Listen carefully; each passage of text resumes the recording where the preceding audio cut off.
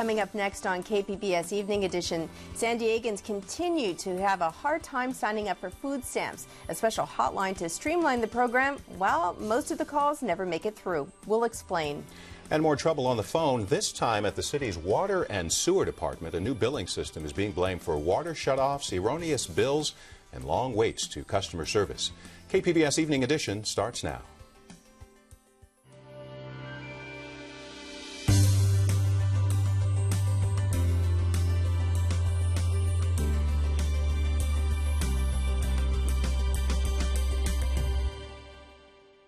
Hello, thanks for joining us. I'm Joanne Farian. And I'm Dwayne Brown. There was another court action regarding the cross on Mount Soledad today. And an animal rights group says it's suing SeaWorld. But first, the latest on a recommendation to close 10 San Diego City schools. Tonight, San Diego Unified trustees are hearing those recommendations. The district says it's facing a deficit of up to $118 million next year. A committee has recommended the closure of 10 schools for a possible savings of $500,000 per campus. The report also recommends consolidating programs at several campuses. The recommendations are not final yet. A final vote is expected later this year. A San Diego City Council session got cut short this morning because of a noisy protest by members of Occupy San Diego. The protesters want the council to pass a resolution in support of their movement. After making their request during public comments, they kept chanting, and Council President Tony Young adjourned the morning session earlier than scheduled. San Diego County has long been criticized for having one of the lowest food stamp participation rates in the nation. And now a report by voiceofsandiego.org reveals a special phone line to access the program often goes unanswered. Voice of San Diego reporter Adrian Florido wrote the story. He joins me from the KPBS newsroom. Adrian, this line is intended to do what? Well, the county rolled it out about 2.5 years ago, and the intention was to make it easier for people who are applying for food stamps to do so, to give them a phone number to call where they could update their applications, get some basic information that the county needed to move their applications along, instead of having to go into a county office and wait for hours, in a waiting room sometimes, just to do something very simple and basic. And what did you learn about the number of calls and the wait times? Well, the number of calls has increased very rapidly over the last 2 years, and wait times have increased as well. Early on, there were always long wait times because a lot of people wanted to use this line because it was more convenient. The county was trying to, after a lot of the criticism it got for having such a low enrollment rate for food stamps, improve the hold times, but they've actually increased in the last 2 years. They now hover around 40 minutes, and that's if you can get into the queue and are lucky enough essentially to be put on hold. More than 80% of people who called the line don't even get answered. They get asked to call back, and then their call gets dropped. Adrian Florido, voiceofsandiego.org reporter, and we're going to have more on this issue, the wait times, and also the county response later in the program. San Diego is launching a new effort to help homeless people get off the streets. It's called Move-In Home, and it provides move-in kits for people who are moving into housing. The kits include household necessities like bathroom and kitchen supplies, even the first and last month's rent. Funds for the kits are being collected at donation stations downtown. The stations look like parking meters. 3 have already been installed at Horton Plaza. Downtown San Diego will have 25 of the meters by the end of the year. A federal appeals court says the cross on Mount Soledad can stay, while an order to take it down is appealed to the U.S. Supreme Court. Earlier this year, the Ninth Circuit Court of Appeals ruled the cross is unconstitutional, calling it an expression of religion. Supporters of the cross say it's a war memorial. People for the Ethical Treatment of Animals is filing a lawsuit against SeaWorld over its killer whales. The group says the whales are kept in conditions that violate the 13th Amendment ban on slavery. The suit will be filed here in San Diego tomorrow. PETA says it's the first federal court case seeking constitutional rights for members of an animal species. SeaWorld says the lawsuit is baseless and offensive. Last Friday, I brought you a reaction from the military community in Oceanside about the U.S. troop withdrawal from Iraq. Most said they looked forward to the return by Christmas and it would be good for business. Tonight, we hear how some in San Diego's Iraqi community feel about the transition. There are 50,000 Chaldeans in San Diego County. 90% of the convenience stores, markets, and independent supermarkets here are owned by these Iraqi Christians. If you're an independent small business owner and you're in San Diego, 9 out of 10 times you're Chaldean. The Chaldean Catholics are one of the world's oldest Christian communities. They walked out of Mass, they shot him in the head. Last fall, you may remember, terrorists stormed a church in Baghdad and massacred nearly 60 people, including 2 priests. Arabo says he's cautiously optimistic about withdrawing American troops. I mean, we represent 2,000 small businesses and 21,000 employees in the West Coast. So when I met President Obama for the 3rd time, he said, look, in order for Iraq to be a long-term ally with America, we're going to hold the Iraqi government accountable, and they're going to protect the Christians. We are on Main Street in El Cajon. About 100,000 people live here. 40,000 of them are Iraqi refugees who came after 2007 to flee the war. And this woman is proud to say she's an Iraqi American who's lived in San Diego since the late 80s, but has also visited her home country as recently as a year ago. She says Iraq will have no more excuses once U.S. troops pull out. When I was there, I loved them. You know, I've seen amputated legs and, you know, the wounded too, and their time away from their families, and the money we spent in this country. As an American, I need to add that I welcome them home, and they shouldn't have been there. They were there to help corporations make profits, and, you know, these have no heart, the corporations. Now, Mark Arabo with the Neighborhood Market Association disagrees with her conspiracy theory about corporations such as Halliburton and Blackwater being the benefactors of the war, but he says going to Iraq for weapons of mass destruction was not a valid reason. How to get food stamps to people who need them. Joanne and her guests are talking about it tonight over at the Evening Edition Roundtable.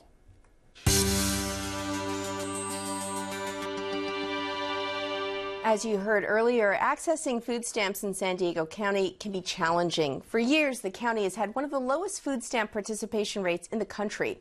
County officials say they're trying to improve rates. Coming up, an interview with an advocate from the San Diego Hunger Coalition. But first, let's take a look at the numbers. Back in 2008, when San Diego began making headlines for very low participation rates in the program, about 114,000 people or families received food stamps. Now, this year, that number has increased to 239,000. Let's take a look at now people applying for food stamps. Back in 2008, about 6,200 people applying. Now, this year, that number has grown to more than 13,000. Joining me to talk about the need for food stamps here in San Diego is Jennifer Tracy from the San Diego Hunger Coalition. Jennifer, thanks for being here. Thanks. Let's start off with talking about some of the obstacles in the past. 2008, 2009, a lot of media attention turned to this issue. Why were people having trouble getting food stamps in San Diego County? In the past, there was pretty much only one way to apply. You had to go to the county office. There was also a lot of myths and rumors about the program. I think there were some attitudes that maybe didn't encourage people to apply. So those were some of the main things that inhibited people from getting benefits that they were eligible for. I know we've done stories in the past with you as well, interviewing you about people being asked questions about what they owned and didn't own, being sort of made to feel uncomfortable in the application process. Yeah, I think there was probably some misunderstandings or misinformation on the part of staff sometimes, or on the part of the community about what constituted eligibility and things like that, that I think we've seen some changes in all those areas. So what's changed now specifically that we've seen the rate actually increase? We've seen the number of people getting food stamps basically double in the last few years. What happened? There's a lot of changes that happen on both the county end and on the community end. So the County of San Diego adopted a variety of ways for people to apply. They can apply online. They can go into the office still. They can call 211 and apply over the phone. People can mail or fax in their applications. We've also worked with a variety of community-based organizations to train them to help people with the process. So those organizations can help send in applications. They've addressed some issues with workers that maybe didn't understand all of the regulations through examples that we've provided. And they've also done a great job of just partnering in general with community-based organizations to help get the word out and make sure that whatever's happening out on the ground level is an efficient and effective process for people. And we do want to let people at home know that we did ask somebody from the county to appear on the show, but basically were told that no one was available. But we have a statement from Supervisor Gray Cox, and what he told us was, we are working to improve wait times. One of the ways to avoid long waits is to call 211 San Diego, which you mentioned, Jennifer. And he does point out we've increased food stamp participation by more than 70% since April 2009 by using 211. Participation has increased so much that we've received federal dollars to hire 65 more eligibility workers. Now, we've also had a number of laws change, or a couple of laws here in the state of California that will help access. What are those, Jennifer?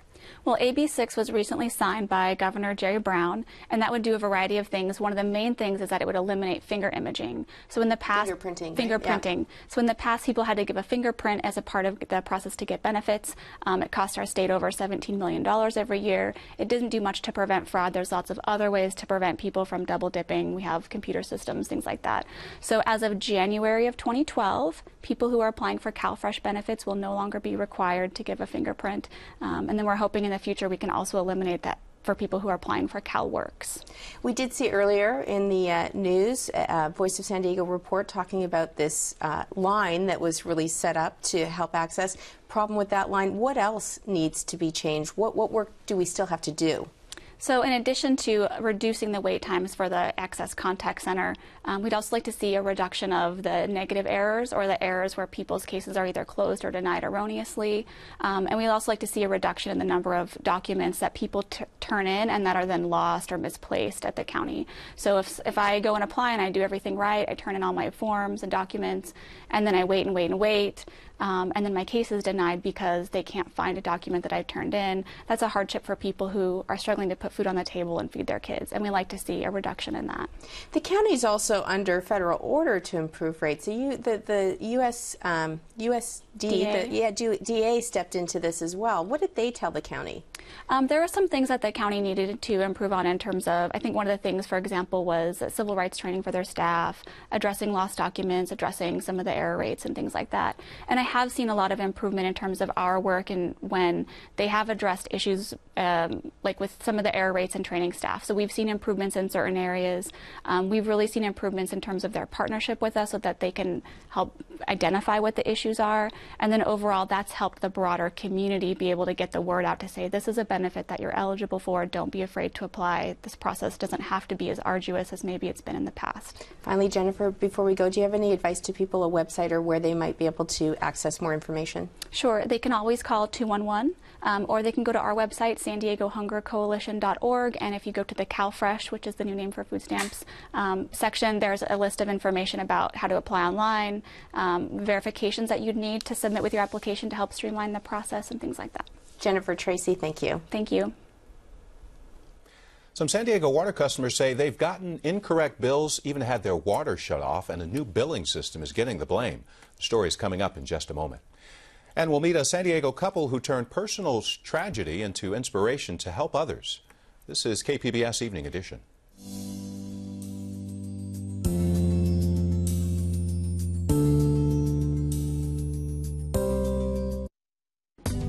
Tonight on KPBS. At 8, in the golden era of television, Jackie Gleason was king. See his most memorable characters and skits, and a special appearance from his wife.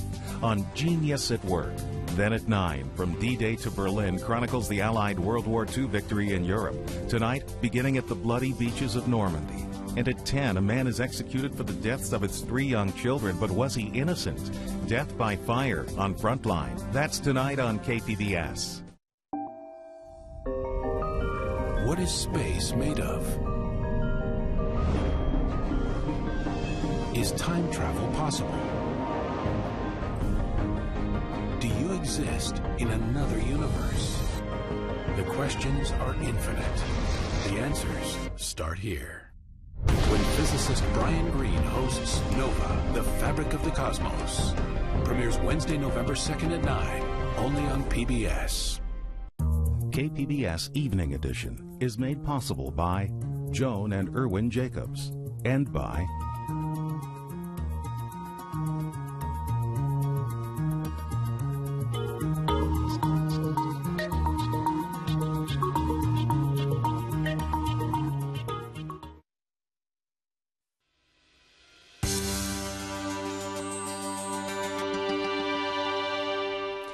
The death of a young child is a parent's worst nightmare. After losing their son, a Mission Hills couple turned their anguish into action, starting a foundation to help other parents of children with cancer. KPBS health reporter Kenny Goldberg tells us what it means to local families. 5 days a week, drivers with the Alilio Nerys Foundation hit the streets of San Diego and Orange counties. They pick up children who have cancer and deliver them to their medical appointments. 6-year-old Ricardo Suarez's cancer is in remission. He was diagnosed with leukemia when he was just 3 weeks old. Today, Ricardo's going from his home in Spring Valley to one of his periodic checkups at Rady Children's Hospital in Kearny Mesa. His mom says the foundation was a lifesaver when Ricardo was sick with cancer. Para nosotros fue un alivio muy grande. The Alilio Nerys Foundation was for us a big relief because I don't drive on the freeway and my husband works. They picked us up and took us to the hospital twice a week because my son needed blood and platelets. We got food vouchers for everything we needed too. They were always here for me. The foundation is named after Alilio Nerys, who died from leukemia when he was 5 years old. My wife and I wanted to give back because we had went through this horrific ordeal with our son, and we knew so much, and we knew we had to share what we had learned, and so the goal was to give back to families and hopefully help them through their journey. Nerys says what they learned is that hospitals can be scary and unsettling. You gonna do your tubies? Especially when you have a severely ill child. No more? Okay. Because once your child gets diagnosed with cancer, your whole family system is just totally disoriented, just totally thrown up in the air. So it's something totally new, because none of us can prepare for cancer. It just hits you. And so you really need to go back to the basics: food, transportation. So that's really was the thought. It was to make sure that these families get the basic services. The foundation also offers a knitting class a couple of days a week.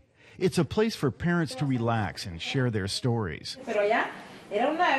They relate to each other because the illness affects not only the child, it affects the whole family. So they talk to each other about what the ups and downs on the whole illness issues, and they help them to see that it is not only them, that it affects more people, and they can relate to each other to support each other. Richard Nerys says his foundation is designed to make the struggle easier for families. To try to take away some of that anguish and fear and pain. And if we know if we can do a little bit of that, then we're doing our job. The Padilla family found a way to express their gratitude to the Alilio Nerys Foundation. Not too long ago, Ricardo's mom, Angelica, gave birth to another son. Por agradecimiento a don Emilio. To thank Mr. Nerys for all he did for us, we named our son Emilio. That story by KPBS health reporter Kenny Goldberg. Since the Alilio Nerys Foundation was started in 2003, it's helped thousands of families in San Diego. A report by the investigative news source finds San Diego's Public Utilities Department has been overwhelmed by customer complaints since changing its billing system. The city is now paying overtime for city employees to fix the problem. Investigative reporter Kelly Thornton joins me now with the details. Kelly, when did this computer upgrade go into service, and what is it supposed to do? Well, it went live in July, and it's supposed to help customers pay their bills more efficiently online. What kinds of problems are people reporting with this new system? Well, you've got people who've been overbilled, double billed, received no bill. There are people who thought they paid their bill online and later found out they didn't when their water was shut off. So you've actually been speaking with people who've had their water shut off? Right. And they're not happy about it. And they've had trouble trying to get it reinstated because the system is flooded with phone calls and complaints about it. Do we have any idea of how many people this has affected? Well, we do know that about almost 6,000 people were overbilled early on when the system first went live. That's supposedly been corrected, but we don't know the exact numbers yet because the city is coming up with that for us in a public records request. So we don't know for sure, but it probably is several hundred to several thousand. Finally, Kelly, I know in your reporting you uncovered some documents that might indicate a software problem. What did you learn? Well, the documents are called customer care hot sheets, I believe, and they're just basically documents given to the customer service representatives to help them troubleshoot for customers who are calling in. And basically it indicates it's not just user error, that there are some system-wide problems that they need to address. Kelly Thornton, Investigative News Service. Joining me now to explain what the city is doing to address this problem is Mike Vogel with the San Diego Public Utilities Department. Mike, thanks for being here. Thank you. So tell us, what is going wrong with this new system? Well, actually, the system is actually working very well overall. Where we have issues is really with regards to our call center and being able to handle the number of calls we have coming in. They're really customer service issues. Those come from three different reasons. We had a large number of folks we had to register in our new online portal. We've registered 50,000 customers to date successfully, but that's generated more calls. We also have customer calls concerned about their bill because their bill has been increasing, and that's part of comes from because we implemented the system at a time when bills are going up because of higher summer usage. We relaxed mandatory water restrictions and so forth. So I want to be clear as to what you're telling me. So the problem is really with not enough people to answer complaints by phone, and the problem is not with the system, the software? Well, whenever you go live with a new system, you expect some problems and issues to come up after the fact. We planned for that, but we did underestimate the scale and length of time it would take to address those issues. So there are issues, but for all intents and purposes, the system is working well. So we've got 150,000 bills going out every month. We're processing payments on time. There's no backlog in those areas. So the system overall is working well, but customers are having difficulty getting a hold of us and talking to us about regular things that they have to do with us, moving in and opening up a new account, those types of things. So according to the investigative news source report, there were a number of erroneous bills, I think more than 5,000. Is that not true?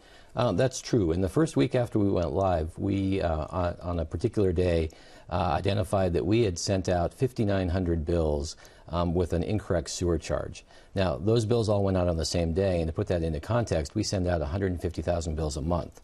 We've sent out 500,000 bills since we went live with the system. So while there was an issue, we identified it quickly, we addressed it quickly, we got corrected bills out to those customers within 3 business days, and most of those customers didn't even realize there was an issue. Did people have their water shut off when they had thought they had paid their bill through the system? We have the same exceptions that occurred in the old system. So on occasion, we shut off water for when we shouldn't. It doesn't happen frequently, but when it does, we try to address that quickly. We waive any fees associated with that. We prioritize the reconnection. There's been no significant change in the number of shutoffs we've done. But was the water being shut off because people thought they paid their bill through this new system, and in fact, the system didn't register it as being paid? The system is working correctly. So if somebody paid the bill online, the system registered that payment. We did have some of our online customers who didn't react or respond to the noticing and so forth that we did before we went live and go in and register in the new system. That was one of the things that our customers did have to do, is if they were registered in the old system, they had to re-register in the new system. I want to get back to what you said in the beginning of the conversation about the overwhelmed with the number of calls. How many calls have you had since this new system went into place in terms of complaints? Well, we average anywhere from 1,000 to 1,300 calls handled every day. Before we went live with the new system, the numbers weren't significantly different. What's happening now, though, is as our agents become more proficient in the system, it's a big change for them as well. They are taking longer to handle each call. They're being extra careful to make sure things are done correctly, but every call takes almost twice as long as it did before we went live. The further we get, the further past the change of the system we expect that to get better and better. But it's still an issue, and that's why people are having trouble getting in to talk to us. Quickly before we go, how long do you have to wait to get to talk to someone if you've got one of these problems?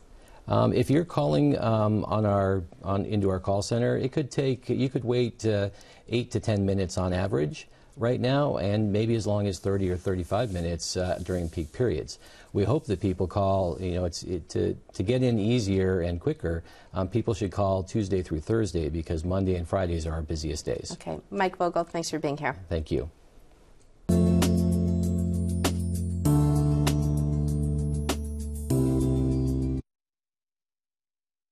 I'm Judy Woodruff. On the next News Hour, Republican presidential hopeful Rick Perry lays out his flat tax proposal. That's Tuesday on the PBS News Hour.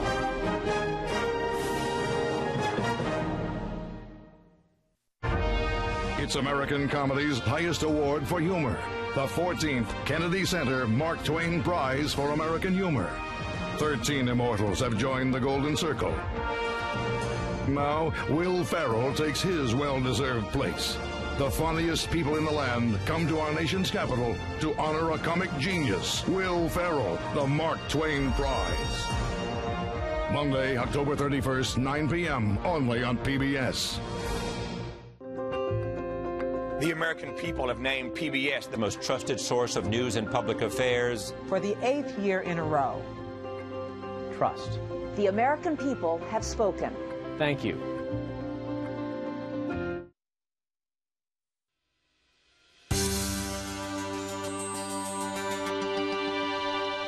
Welcome back to the Public Square on KPBS Evening Edition. The Occupy San Diego movement is in its third week. Protesters today asked the San Diego City Council to pass a resolution supporting the group. The people protesting represent a wide range of ages and backgrounds. Tonight, our partners from the Media Arts Center's Teen Producers Project introduce us to teenagers protesting because they're worried about their future. The influence of the younger generations in the ongoing Occupy San Diego protest is challenging the stereotype that youth are apathetic towards politics. We want to be here because we want to be heard. We are the part of the 99%. Stella and teens like her face a 24.6% unemployment rate. We can't find jobs. We don't have a future. Some say youth are just involved because it's exciting and fun, but that they really don't have a purpose. Dustin disagrees. I honestly think most of the youth that are here are the ones that have actually educated themselves on the issues. They know what they're talking about, and if they don't know, they're willing to learn. These young protesters say they want to do something, but it is unclear how much they will influence the political and economic situation. If we, the younger generation, don't act now, we're going to find that we don't have a future, and that our future has been sucked and dried by pretty much the big corporations and the exorbitantly wealthy at their helm. That was a video from the Teen Producers Project. Do you have a story to tell or video? Send us your YouTube link or contact us on Twitter, on Facebook, and of course you can always email us. And now Dwayne has a recap of tonight's top stories. Tonight, San Diego Unified School trustees heard recommendations for closing or consolidating more than a dozen public schools. The closures could save the district $500,000 per campus. San Diego Unified faces a possible budget gap of $118 million next year. Supporters of the cross on Mount Soledad have won a stay of a ruling to remove the cross. They say they plan to take their case to keep the cross to the U.S. Supreme Court. And SeaWorld faces a lawsuit from PETA, People for the Ethical Treatment of Animals. PETA claims the park's treatment of its killer whales violates the 13th Amendment's rules against slavery. SeaWorld says the suit is baseless. You can watch and comment on any of the stories you saw tonight on our website, kpbs.org/evening edition. Thanks for joining us. Have a great night.